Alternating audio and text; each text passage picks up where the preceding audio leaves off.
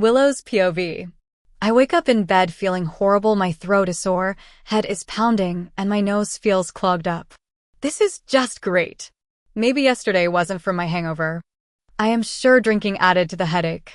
It's possible I was starting to get sick yesterday and just assumed it was my hangover. I let out a sigh as I get out of bed and walk into the bathroom to do my business. On my way out of the bathroom, I can hear my cell phone ringing. Shit. Where did I put it? Looking all over the bedroom, I finally find it between my nightstand and bed. Kristen's name flashes across my screen as I swipe, except to answer her call. Hey. I say, my voice coming out hoarse and rough as I walk into my living room and lay down on my couch. I can hear her talking to someone in the background and laughing before she finally speaks. Hey, girl.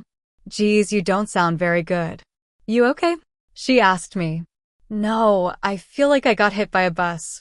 My throat is sore, headache from hell, and it feels like I have enough snot to make homemade glue. My nose isn't running yet, but I am sure it will start at some point. Right, not it's just clogged. I tell her and groan as I realize I don't have a blanket on the couch. I shiver as I get up and walk tiredly back into my bedroom, grabbing the purple fluffy blanket that hangs on the edge of my bed. I wrap it around me. Yeah, you do sound pretty awful. I am going to come by with some soup, she tells me. I shake my head as I walk back into the living room and lay back on the couch. No, I am pretty sure I am sick. I must have got it from that family that came in coughing the other day. I don't want to get you sick. Kristen laughs. Willow, I am a demon. My immune system is stronger and different than yours. I can't even get your human sickness. She is right, demons can't get human illness, and I can't get demon illnesses either. True, but can we switch to texting? My throat is killing me. I tell her as I switch the TV on. Yeah, we can switch to texting. I will stop by the grocery store and pick you up some soup, she tells me as I start flipping through channels. Can you pick me up some cold and flu medicine too? I ask as I decide to just watch the news. Sure, I can do that. You okay if Virgil comes with me? She suddenly asked, catching me off guard. I guess they're getting pretty serious for her to be hanging out with him on her day off like this. I am happy for her. Yeah, he can come if he wants to. I yawn and snuggle into my fluffy blanket. Great, I will be there in a few. Bye, she says cheerfully and hangs up before I can get a word in. Hopefully, she gets the right medicine. On second thought, maybe I should Google it on my phone and send her the screenshot of the medicine I want her to get, so she gets the right one. I pull up Google and search the medicine I am wanting. I then screenshot it and send it to her through our messages. Kristen, want me to get the nighttime cold and flu as well? Me, yes, please. Kristen, all right, I will be there soon, smiley face. I swear Kristen is the best. I really don't know what I would do without her. In the meantime, I think I will rest my eyes for a few. My eyelids feel heavy and this news lady is putting me to sleep. I yawn and close my eyes as the weatherman comes on across the TV screen. I wake up to the sound of loud knocking. I slowly get up with my fluffy blanket still wrapped around me and stumble my way to my front door. I turn the knob and open it. About damn time. We have been knocking for 20 minutes. I even had Virgil call your cell phone a few times, Kristen says as she barges into my apartment with Virgil following her from behind. Sorry I fell asleep, I tell her, my voice low as I walk back to my couch and lay down. You really don't look so good. You should probably call in tomorrow, Virgil says as he takes a sit in the gray chair that is on the right side of the couch. I nod. Yeah, I was planning on calling him a little later. I tell him. Shit. Kristen yells as a bunch of pots that were on my top shelf go crashing onto my kitchen floor.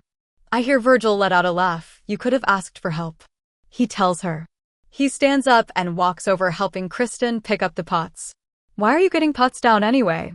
I thought you got canned soup, I say as I watch them from the living room. Kristen smiles. I am making homemade chicken noodle soup. She finds the pot that looks the biggest and sets it on the stove top, grabbing the chicken broth and some other ingredients I can't make out. I really hope what she is making is edible. I let out a sigh and look at Virgil as he approached me, holding up a small medicine cup full of red liquid inside. He offers it to me and I take it from him. I make a face and gag a little as the medicine goes down. I swear medicine is nasty. You would think that if they can make different flavor sodas, they could make better tasting medicine. Virgil laughs. Yeah, you would think. I hear his phone ringing. He pulls it out of his pocket and answers it. I can hear someone yelling on the other end and hang up. Before Virgil can get a word in, well, I got to go duty calls, he says with a soft smile. You better come back. Kristen yells from the kitchen. I let out a small laugh as Virgil nods. Yes, boss, he says with a wink as he transports away. You have him wrapped around your finger. I tease as she laughs. I do not, but he is amazing. I smile at her. So, you two moving in together? She shakes her head. No, but he does come over when he isn't busy. I don't know what he does exactly, but I know he shows up tired or dirty. Oh, okay. I watch as she puts the noodles into a separate pot to boil. After an hour, Kristen brings me a bowl full of her homemade chicken noodle soup. I stare down at the brownish color of it. I smiles up at Kristen as she patiently waits for me to take a bite. I really hope this is edible because this doesn't look appetizing. Taking a spoonful into my mouth, I am surprised that it actually tastes pretty good. I think this is the best chicken noodle soup I have ever had. I admit to her. She laughs. What did you think I would feed you something gross? I nod my head. Yeah, I seen the way you make eggs at the diner. I tell her as I continue to eat my soup. The warmth of the soup gives my sore throat a bit of relief and helps me relax a little bit. She grasps in disbelief as she puts her hand to her chest. There was nothing wrong with my eggs. She pouts as I laugh. You're being dramatic, and there was something wrong because Jake took one bite and threw it away. Kristen scoffs. Jake was just jealous my eggs tasted better than his. I smile and roll my eyes as she sits down and I place my legs across her lap. Holding my bowl in my right hand, I hand her the TV remote with my left hand. Pick something to watch. Kristen takes the remote and flips through the channels before turning it on Mean Girls. I figured you would pick that to watch, since the second movie just came out. Kristen smiles. Well, yeah, you have to watch the first one to know what the second one is about. She says in a matter-of-fact tone. Right. I say with a small laugh and look at my kitchen, which looks like a hurricane went through it. I hope you are going to clean my kitchen before you leave. Not to mention you need to take some of the soup with you. I won't be able to eat all that soup by myself. Kristen rolls her eyes. Yes, I will clean the kitchen later. Can we watch the movie now? I nod. You better.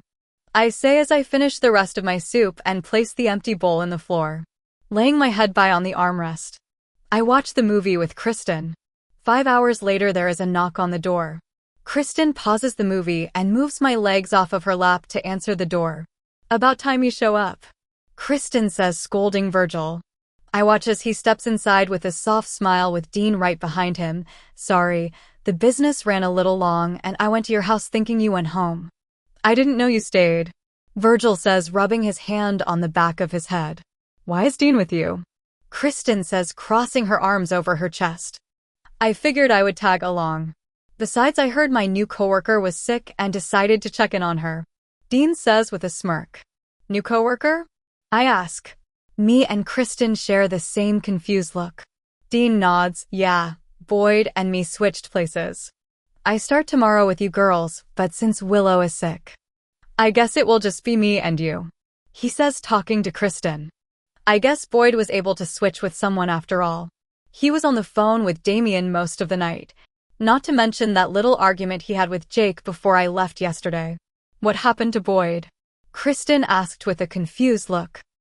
Dean walks over and sits next to the chair to the far left. He had important stuff to do, Virgil tells Kristen as he wraps his arms around her waist. Important stuff, my ass. The guy was whining about wanting to leave. So, how are you feeling? Dean with a soft smile. I still feel awful, I tell him as I pour myself medicine into the small medicine cup. Willow, you should call Jake before it gets too late. It's already 6:30 at night, Kristen says as she sits in Virgin's lap in the rocking chair. I nod and grab my phone off the coffee table. I have a 5-minute conversation with Jake before he hangs up. I let out a sigh. Was he mad? Kristen asked. No, he just told me to not come back to work until I was better. I already decided not to go back until I was feeling better anyway. Working with rude customers while being sick would be hell. Kristen nods. He is right. Yeah, I know. It's just going to be boring being home alone. All I will do is watch TV. It won't be a bad thing. I just hate being sick. We could always stop by after work to visit. Dean butts in. We? Who said you were coming? Kristen asked him. Dean acts offended and puts his hand over his chest.